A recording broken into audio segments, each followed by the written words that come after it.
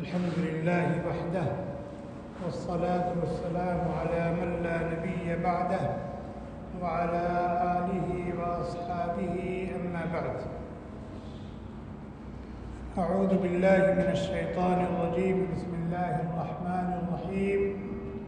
ثم أورثنا الكتاب الذين اصطفينا من عبادنا فمنهم ظالم لنفسه ومنهم مقتصد ومنهم سابق بالخيرات بإذن الله ذلك هو الفضل الكبير. عن أنس رضي الله عنه قال قال رسول الله صلى الله عليه وسلم إن لله أهلين من الناس. قالوا ومن هم يا رسول الله؟ قال أهل القرآن هم أهل الله وخاصته. رواه النسائي وابن ماجه بإسناد صحيح أو كما قال النبي صلی اللہ علیہ وسلم. قرآن کریم آسمان سے جن و انس کی ہدایت و رہنمائی کے لیے نازل ہونے والی کتابوں اور صحیفوں میں آخری کتاب ہدایت جسے آپ نے تراویح میں سنا اور سنایا.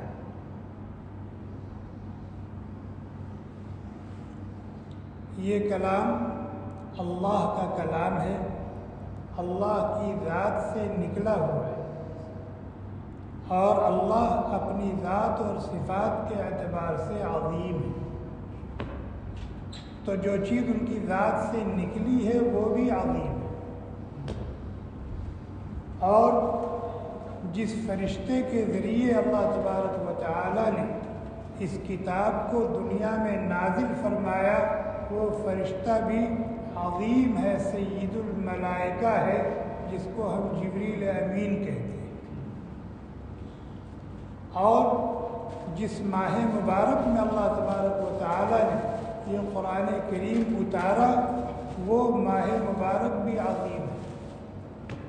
اللہ کے نبی علیہ السلام نے فرمایا یا ایھا الناس قد اظلکم شہر عظیم مبارک.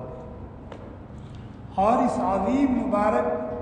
عظیم اور مبارک مہینے کی جس رات میں اللہ تعالیٰ نے قرآن کو نازل فرمایا وہ رات بھی عظیم ہے. انا انزلناہ فی لیلۃ القدر. ہم نے قرآن کو نازل کیا ہے عظمت والی رات، شرافت اور بزرگی والی رات. اور جس نبی کے قلب اطہر پر یہ قرآن نازل کیا گیا اس کا پوچھنا کیا، وہ تو سید الانبیاء ہے، امام الانبیاء ہے، خلاصہ کائنات ہے، وہ بھی عظیم ہے. اور جس امت کو اس نبی کے واسطے سے یہ قرآن دیا گیا وہ امت خیر الامم ہے. کنتم خیر امت اخرجت للناس. جو آیت کریمہ میں نے پڑھی ہے اس میں اللہ تبارک و تعالی نے فرمایا کہ ہم نے اس عظیم کتاب کا وارث بنایا اپنے بندوں میں سے ان لوگوں کو جن کو ہم نے اس کے لیے چن لیا تھا، منتخب کر لیا تھا. پوری دنیا میں جتنے انسان ہیں جس دین اور دھرم سے بھی تعلق رکھتے ہوں وہ سب اللہ کے بندے ہیں، اللہ کی بندیاں ہیں. اور قرآن کو اللہ تبارک و تعالیٰ نے سب کے لیے کتاب ہدایت بنایا. شہر رمضان الذی انزل فیہ القرآن ھدی للناس. ھدی للناس یہ سراپا ہدایت ہے پوری دنیا جن و انس کے لیے.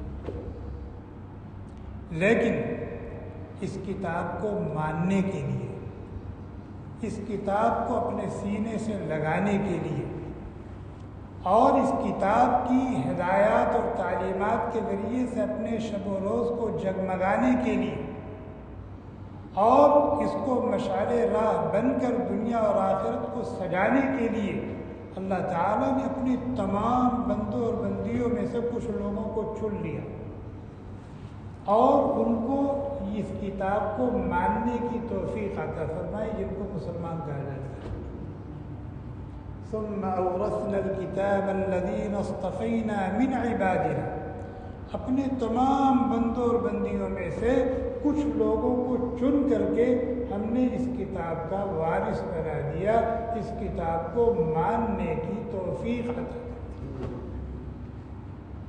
چنانچہ اللہ کے وہ بندے جیسے اللہ کے وجود پر ایمان لائے، اللہ کی وحدانیت اور اس کی قدرت پر ایمان لائے، جس طرح سے اللہ تعالیٰ کی بھیجی ہوئی دوسری کتابوں اور صحیفوں پر ایمان لائے، جس طرح سے اللہ کے بھیجے ہوئے پیغمبروں پر ایمان لائے، مرنے کے بعد دوبارہ زندہ ہونے پر ایمان لے آئے، اور کائنات کے اس نظام کو ختم ہونے پر ایمان لے آئے، اور پھر مرنے کے بعد دوبارہ زندہ ہونے پر ایمان لے آئے، جنت اور جہنم پر ایمان لے آئے۔ اسی طریقے سے اس کتاب کو، اس کتاب کے حق، کتاب حق ہونے پر ایمان لے آئے، اور جیسے یہ کتاب نازل ہوئی تھی اسی طرح سے وہ موجود ہے، اس کو انہوں نے دل کی گہرائیوں سے مانا اور مسلمان کہلائے۔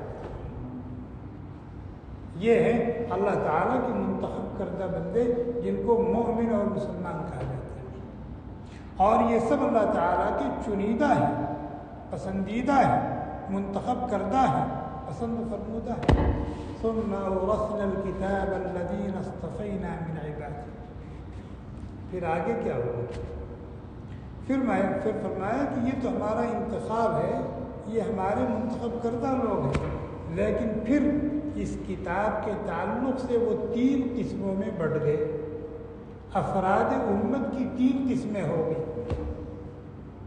پہلی قسم ظالم لنفسہ، دوسری قسم مقتصد، تیسری قسم سابق بالخیرات۔ اس کتاب کے تعلق سے افراد امت کی یہ 3 قسمیں ہوں۔ ظالم لنفسہ کس کو کہتے ہیں؟ ظالم لنفسہ امت کے ان افراد کو کہا جاتا ہے جنہوں نے قرآن کریم کو اللہ کا کلام تو مانا اور اس کی حقانیت پر یقین لے آئے، لیکن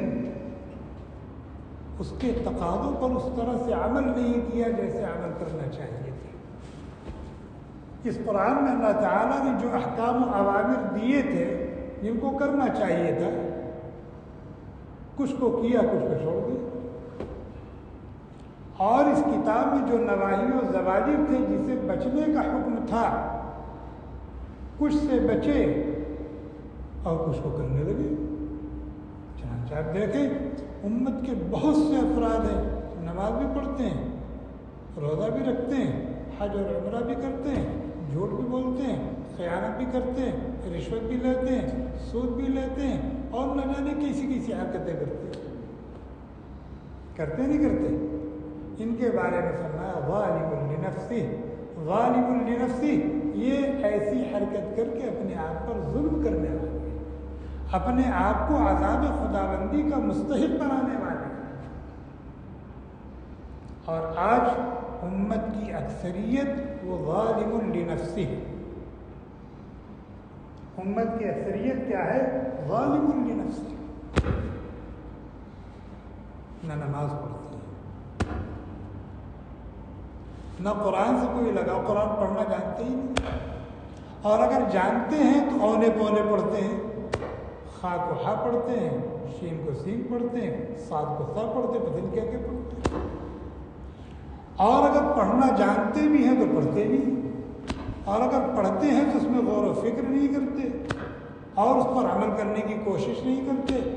ایسے ہی لوگوں کے بارے میں فرمایا فَمِنْهُمْ ظَالِمٌ لِنَفْسِهِ، ایک قسم تو یہ ہو گئی، اور دوسری قسم فرمایا فَمِنْهُمْ مُقْتَصِدٌ، اور افراد امت میں سے ایک قسم ان لوگوں کی ہے جنہوں نے قرآن کریم کے حلال کیے ہوئے کو حلال جانا اور یقین کیا اور اس کو حلال سمجھ کر برت رہے، اور قرآن کریم نے جن چیزوں کو حرام کہا ہے اس کو حرام جانتے ہیں، اس پر ایمان رکھے ہوئے اور اس سے بچنے کی ہمہ کوشش کر رہے ہیں، اللہ تعالیٰ کے جو احکام و اوامر ہیں ان کو پورا کر رہے ہیں اور پورا کرنے کی کوشش میں لگے ہوئے ہیں، جو نواہی و زواجر ہیں ان سے بچ رہے ہیں اور بچنے کی کوشش کر رہے ہیں، فرائض کی حد تک، واجبات کی حد تک، محرمات اور مکروہات تحریمیہ کی حد تک تو بڑے مستعد ہو، لیکن چھوٹے چھوٹے گناہ کرتے رہتے ہیں، جن کو گناہ صغیرہ کہا جاتا ہے، خلاف اولا کاموں میں لگے ہوئے ہیں، مکروہات کا ارتکاب کرتے رہتے ہیں، سنن اور مستحبات کی پابندی ان کی زندگی میں نہیں ہے۔ یہ دوسری قسم ہے جن کے بارے میں اللہ تعالیٰ نے فرمایا مقتصد، یہ درمیانی لوگ، درمیانی لوگ۔ اور تیسری قسم بیان فرمایا سابقون بالخیرات، ان کا تو پوچھنا ہی کیا ہے، یہ تو خیر اور بھلائی کے کاموں میں دوڑ لگانے والے ہیں اور ایک دوسرے سے آگے بڑھ جانے والے، خیر اور بھلائی کے کاموں کو پوچھ کر کے اس کو کرتے ہیں اور شر اور برائی کے کاموں کو پوچھ کر جان کر اس سے بچتے ہیں، بچنے کی فکر میں رہتے ہیں، یہ سابقون بالخیرات لوگ ہیں۔ ان کا فرائض اور واجبات کا اہتمام تو ہی ہے، ساتھ ساتھ سنن، نوافل، مستحبات، حتیٰ کہ اولا اور غیر اولا کا بھی اہتمام کرتے ہیں۔ اسی طریقے سے محرمات سے، مکروہات تحریمیہ سے تو بچتے ہی ہیں، مکروہ تنزیہی، گناہ صغیرہ، حتیٰ کہ خلاف اولا اور خلاف ادب کاموں سے بھی بچنے کا اہتمام کرتے ہیں۔ ان کے بارے میں فرمایا سابقون بالخیرات ہے، سابقون بالخیرات۔ یہ تین قسمیں اللہ تعالیٰ نے خود بیان فرمائی، ظالم لنفسہ، مقتصد، سابقون بالخیرات۔ اب ہم اپنے آپ کو تلاش کریں کہ ہم ان تین قسموں میں سے کون سی قسم ہیں۔ ہم اپنے آپ کو تلاش کریں، اس لیے کہ کوئی یہ مجلس وعظ اور تقریر نہیں ہے، یہ تو مجلس مذاکرہ ہے، مجلس محاسبہ ہے، مجلس مراقبہ ہے۔ اللہ تعالیٰ نے قرآن کے تعلق سے یہ تین قسمیں ذکر کر دی ہیں، اب ہم اپنے آپ کو تلاش کریں کہ ہم کون سی قسم میں ہیں۔ اگر خدا نخواستہ ہم ظالم لنفسہ میں ہیں تو بتائیں ہمارا کیا بنے گا، ہمارا کیا بنے گا؟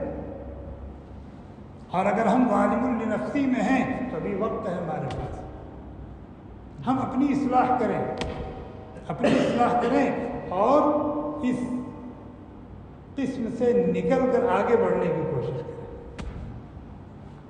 ابھی وقت ہے، اپنی اصلاح کریں اور اس جماعت سے، اس گروہ سے نکل کر مقتصد میں داخل ہونے کی کوشش کریں، جس حال میں ہے اس سے بہتر حال پر جانے کی کوشش کریں، ابھی وقت ہے ہمارے پاس، ورنہ موت آ گئی تو یہ وقت بھی جاتا رہا، موت آ گئی تو یہ وقت بھی جاتا رہا۔ ظالم لنفسہ۔ اور اگر اللہ کی توفیق سے ہم مقتصد میں ہیں تو پھر اس پر قناعت کر کے نہ بیٹھیں، اس پر قناعت کر کے نہ بیٹھیں، ہمت کریں، اٹھیں، دوڑ لگائیں اور سابقون بالخیرات میں شامل ہونے کی کوشش کریں۔ اور اگر اللہ کی توفیق سے ہم سابقون بالخیرات میں ہیں تو اللہ تعالیٰ سے استقامت کی بھیک مانگتے رہیں، استقامت کی بھیک مانگتے رہیں اور خیر اور بھلائی کے کاموں کو کرنے پر ڈٹے رہیں اور شر اور برائی کے کاموں سے بچنے کی ہمت کرتے رہیں۔ سابقون بالخیرات۔ اتنی بات سمجھ آ گئی؟ آگے دیکھیے، اللہ تعالیٰ نے قرآن کی نسبت سے افراد امت کی تین قسمیں بیان کری، ظالم لنفسہ، مقتصد، سابقون بالخیرات۔ ظالم لنفسہ کی سزا نہیں بیان کر رہے، ظالم لنفسہ کی سزا نہیں بیان کیا کہ ان کا معاملہ کیا ہوگا اور ان کے ساتھ معاملہ کیا کیا جائے، وہ کچھ نہیں ذکر کیا، اور مقتصد کی جزا نہیں بیان کی کہ ان کو کیا دیا جائے گا آنے والی زندگی۔ سابقون بالخیرات کے بارے میں کہہ رہے ہیں ذالک هو الفضل الکبیر، یہ سابقون بالخیرات جس راہ پر چل رہے ہیں نا، یہ اللہ کا بڑا فضل ہے۔ کس شکل میں آئے گا؟ جنات عدن یدخلونہ، ہمیشہ ہمیش کی بہشت ملے گی جس میں یہ داخل ہوں گے. اور پھر وہاں یحلون فیہا من اساور من ذہب ولؤلؤا، انہیں اللہ تبارک و تعالیٰ کی طرف سے سونے کے کنگن پہنائے جائیں اور ان کے سر پر موتیوں کا تاج سجایا جائے. وَلِبَاسُهُمْ فِيهَا حَرِيرٌ، اور وہاں ان کی پوشاک ریشم کی، دنیا کا ریشم نہیں، جنت کا ریشم. جب یہ سب کچھ ہو جائے گا تو کہا جائے گا اب تشریف لے جائیں، اب تشریف لے جائیں. چنانچہ یہ آگے بڑھیں گے، جنت کا دروازہ کھلے گا اور ان کی زبان پر ہوگا الحمدللہ الذی اذهب عنا الحزن ان ربنا لغفور شکور. تمام تعریفیں اس اللہ کے لیے ہیں جس نے ہر قسم کا رنج و غم، ہر قسم کی کلفت اور مشقت، ہر قسم کی وہ حالت جس سے انسان کا سکون، انسان کی خیر خوشی، انسان کا عیش مقدر ہو جائے، اللہ نے ہم سے دور کر دیا. دنیا میں 100 طرح کا ٹینشن ہے، 100 طرح کی پریشانی ہے، ہر پل اور ہر گھڑی کچھ نہ کچھ لگا ہوا ہے، لیکن جنت میں ان چیزوں کی کا گزر نہیں. اس لیے تعریف کریں گے الحمدللہ الذی اذهب عنا الحزن، اور پھر کہیں گے ان ربنا لغفور شکور، یقیناً ہمارا رب بہت معاف کرنے والا ہے، بہت معاف کرنے والا ہے. ہم نے جو کچھ کیا ہے اس میں نہ جانے کتنی کمیاں کوتاہیاں رہی ہوں گی، لیکن اللہ نے اس کے بارے میں پوچھا نہیں، غفور ہے، اس کو معاف کر دیا. اور شکور ہیں، بندوں کے اعمال کے قدرداں ہیں، کمی اور خامی کے باوجود ریجیکٹ نہیں کیا بلکہ اس کو قبول کر لیا، اس کو قبول کر لیا. ہمارے ناقص عمل کو کامل بنا کر کے اس کو قبول کر لیا. اور پھر آج اللہ تعالیٰ نے ہمیں یہ دن دکھایا الذی احلنا دار المقامۃ من فضلہ، جس نے اپنے فضل سے ہمیں ہمارے ابدی ٹھکانے میں لا کے ٹھہرا دیا. جس کو جنت ملی ہمیشہ ہمیشہ کی جنت، ابدی ٹھکانہ، اسی لیے اس کو کہا الذی احلنا دار المقامۃ من فضلہ لا یمسنا فیہا نصب ولا یمسنا فیہا لغوب. یہاں نہ تو ہمیں رنج و غم پیش آئے گا، نہ کلفت اور مشقت پیش آئے گی، اور نہ کسی بھی طرح کی کوئی ایسی حالت پیش آئے گی جس سے ہمارا سکون، ہماری راحت، ہماری خوشی، ہمارا عیش مقدر ہو.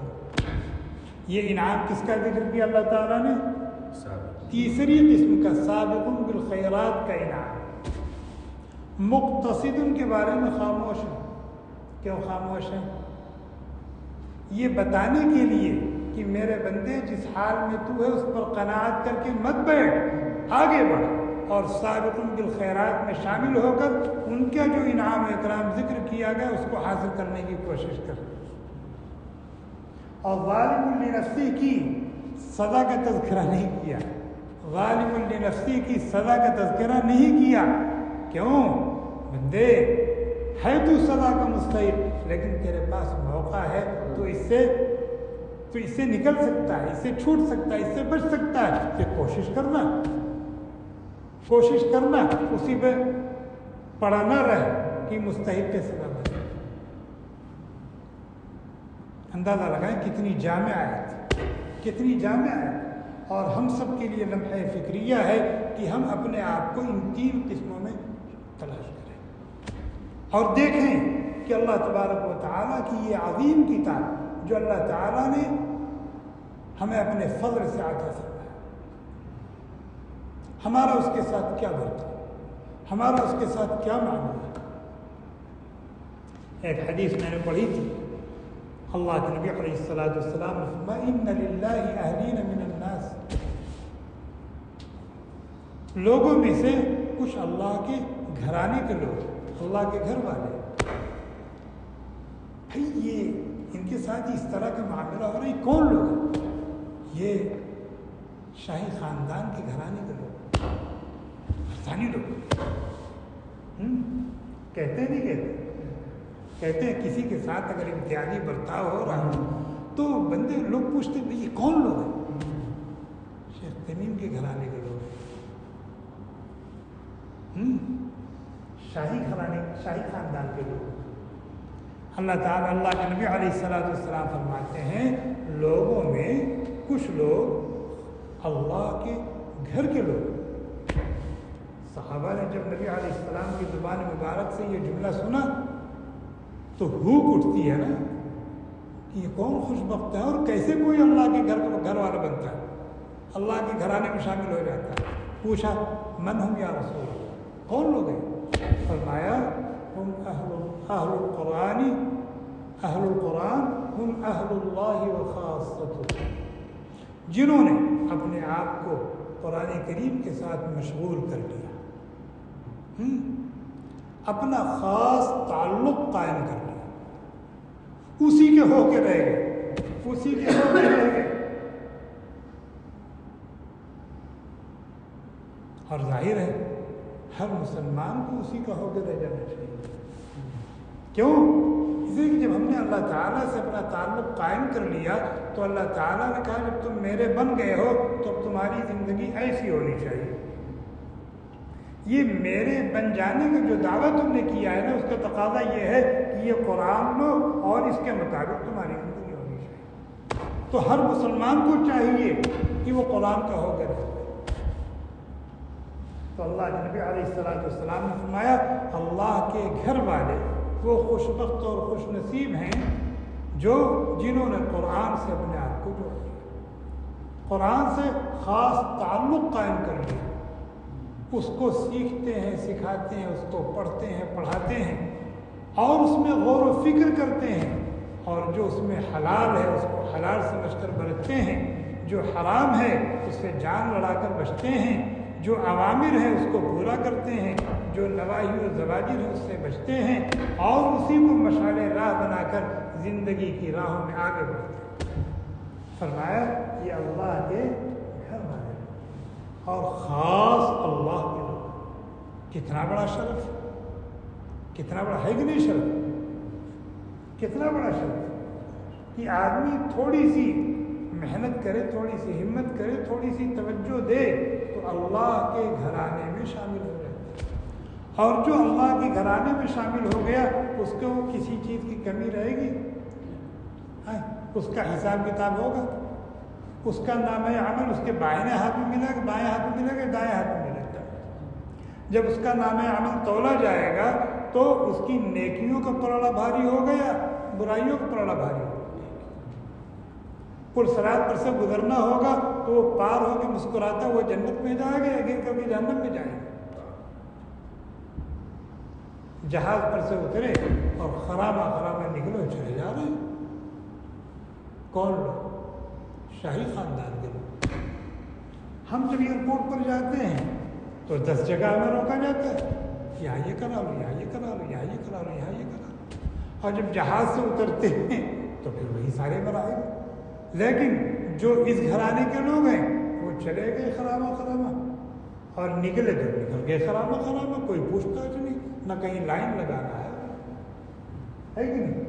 جب دنیا میں ایسے لوگوں سے تعلق ہو تو اتنی سہولتیں میسر ہو جاتی ہیں، تو اگر اللہ تعالیٰ سے اور اللہ تعالیٰ کے کلام سے ہمارا تعلق ہو جائے تو بتائیں کہیں گاڑی پھنسے گی؟ کوئی مشکل پیش آئے گی؟ کوئی مسئلہ کھڑا ہوگا؟ سارے مسائل حل۔ کیوں بھائی ان کے ساتھ یہ امتیازی سلوک کیوں کیا جا رہا ہے؟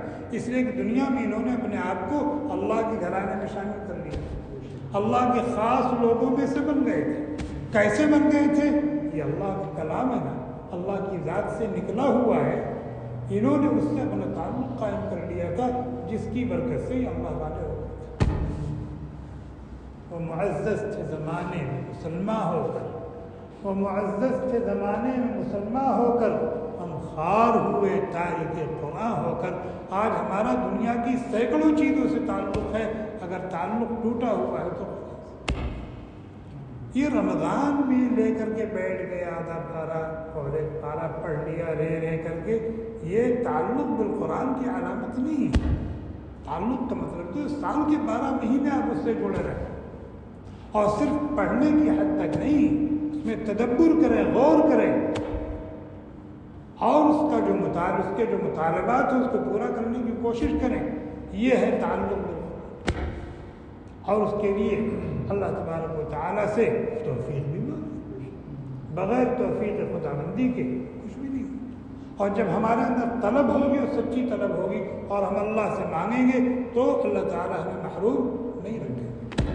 سبحانک اللہم و بحمدک نشہد ان لا الہ الا انت نستغفرک و نتوب الیک. سبحان ربک رب العزة عما یصفون وسلام علی المرسلین والحمد للہ. Thanks for watching. Don't forget to like, comment, share and subscribe to Al Wahid channel.